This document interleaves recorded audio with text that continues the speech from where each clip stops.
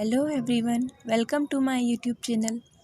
आज के इस वीडियो में हम BSc first year chemistry unit 5 chromatography discuss करेंगे, जो कि न्यू सिलेबस पर आधारित है।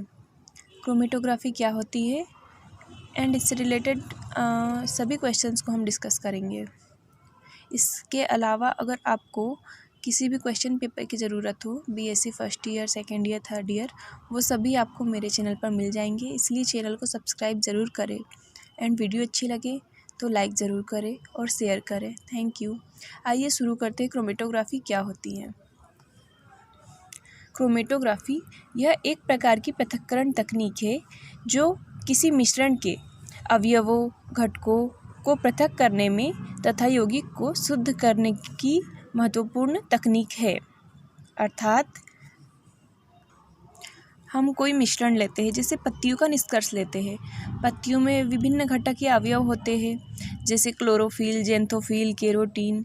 तो इन्हें हमें पृथक करना है, तो इसके लिए हम जिस तकनीक का यूज़ करते हैं वो क्रोमेटोग्राफी है। क्रोमेटोग्राफी में एक स्तंभ लिया जाता है जिसमें अवशोषक पदार्थ भर दिया जाता है तथा इस पत्तियों के निष्कर्ष को जब हम इसमें डालते हैं तो ये अलग अलग घटक हमें अलग अलग प्राप्त हो जाते हैं। यही प्रोसेस कहलाती है क्रोमेटोग्राफी। इस तकनीक को सर्वप्रथम स्वेट नामक वैज्ञानिक द्वारा सन 1903 में रंगीन यौगिकों के मिश्रण को उसके अवयवों में पृथक्करण में यूज़ किया था। स्वेट ने किस प्रकार से प्रैक्टिकल किया था, हम समझ लेते हैं। यदि हरी पत्तियों का निष्कर्ष निकालकर इसे एक कांच की नली में भरे कैल्शियम कार्बोनेट के अंदर धीरे धीरे डाला जाए व धीरे धीरे नीचे आने दिया जाए, तब क्या होता है कि 3 कंडीशन बनती है। पहली, जिस अवयव की कैल्शियम कार्बोनेट पर अधिशोषण बल सर्वाधिक होगी वह पहले अवशोषित हो जाएगा। दूसरी कंडीशन, जिस अवयव या घटक की अधिशोषण क्षमता मध्यम होगी वह मध्य में अवशोषित हो जाएगा तथा जिस अवयव की अवशोषण क्षमता सबसे कम होगी वह सबसे बाद में तली में अवशोषित होगा। आइए चित्र से इसे समझते हैं। यहाँ पर ये क्रोमेटोग्राफी की पूरी प्रोसेस के लिए क्रोमेटोग्राफी स्तंभ दिया गया है ना। इसे अधिशोषक स्तंभ कहते हैं। इसमें हमारा कैल्शियम कार्बोनेट भरा हुआ होता है जो अधिशोषक होता है। एंड ये जो कैल्शियम कार्बोनेट इसमें रखा हुआ है यह स्थिर प्रावस्था कहलाता है ना। और जो हम पत्तियों का निष्कर्ष या कोई और मिश्रण लेते हैं वो कहलाता है चलायमान या गतिशील प्रावस्था, क्योंकि ये ऊपर से अलग से डाला जाता है तो चलता हुआ इसमें चलता है ना। और ये स्थिर प्रावस्था जैसी की तैसी इसी में रहती है, इसलिए इसे स्थिर प्रावस्था कहा जाता है। तो पत्तियों के निष्कर्ष में विभिन्न घटक होते हैं, क्लोरोफिल, जेंथोफिल, केरोटीन। तो अब क्रोमेटोग्राफी में हमें ये देखना है कि हम इन्हें अलग अलग कैसे करते हैं। तो इसे इस बेसिस पे अलग किया जाता है कि जब पत्तियों का निष्कर्ष इस CaCO3 पर डाला जाता है धीरे धीरे, तो जो घटक सबसे ज़्यादा इस स्थिर प्रावस्था के साथ अवशोषण क्षमता रखता है वो पहले हमारे पास यहाँ पे आकर अवशोषित हो जाएगा। ये है क्लोरोफिल, जो सबसे ज़्यादा अधिशोषण क्षमता रखता है। उसके बाद मध्यम अधिशोषण क्षमता रखता है जेंथोफिल, तो यह मध्य में आके अधिशोषित होता है। और कैल्शियम कार्बोनेट के साथ सबसे कम अधिशोषण क्षमता रखता है केरोटीन, इसलिए सबसे लास्ट में आके अधिशोषित होता है।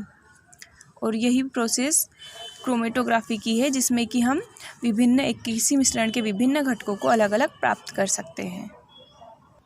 क्रोमेटोग्राफी में एक और पॉइंट महत्वपूर्ण है, क्या कि क्रोमेटोग्राफी में जो स्थिर प्रावस्था है वो ठोस या द्रव होती है, और जो हमारी गतिशील या चलायमान प्रावस्था है वो द्रव या गैस होती है। मतलब जो हमने पत्तियों का निष्कर्ष लिया है वो हमारी गतिशील या चलायमान प्रावस्था है। इसके अलावा हम यहाँ पर गैसीय अवस्था या फिर द्रवित कोई और पदार्थ ले सकते हैं, तथा जो स्थिर प्रावस्था है वो हमेशा ठोस या द्रव होती है। यहाँ पे ठोस रहेगा या फिर द्रव पदार्थ क्या है, ये जानने के बाद हम देखते हैं कि इसे किस प्रकार से क्लासिफाई किया जा सकता है। तो क्रोमेटोग्राफी को कई प्रकार से क्लासिफाई कर सकते हैं। मेनली इसे क्लासिफाई करने के लिए स्थिर तथा गतिशील प्रावस्था के आधार पर क्लासिफाई किया जाता है। तो क्रोमेटोग्राफी हम क्लासिफाई करेंगे इसे तो स्थिर और गतिशील प्रावस्था के आधार पर करेंगे।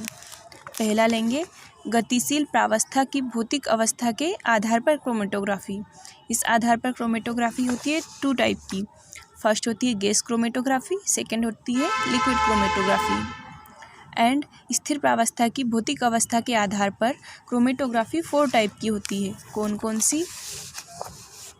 फर्स्ट होती है गैस सॉलिड क्रोमेटोग्राफी, सेकंड होती है गैस लिक्विड क्रोमेटोग्राफी, थर्ड होती है liquid solid chromatography and fourth होती है गैस सॉलिड क्रोमेटोग्राफी। तो ये तो हो गया क्रोमेटोग्राफी का क्लासिफिकेशन। नेक्स्ट वीडियो में हम इसके आगे क्रोमेटोग्राफी के क्वेश्चंस पढ़ेंगे। ये अच्छी लगी हो तो लाइक एंड शेयर ज़रूर करें एंड चैनल को सब्सक्राइब करना ना भूलें। इसके अलावा आपको किसी भी सब्जेक्ट या किसी भी स्ट्रीम की क्वेश्चन पेपर्स की आवश्यकता हो तो आप हमारी प्लेलिस्ट चेक कर सकते हैं। डिस्क्रिप्शन बॉक्स में भी कुछ क्वेश्चन पेपर दिए हुए हैं। साथ ही बीएससी फर्स्ट ईयर के ऑल क्वेश्चन पेपर अपलोड कर दिए जाएंगे।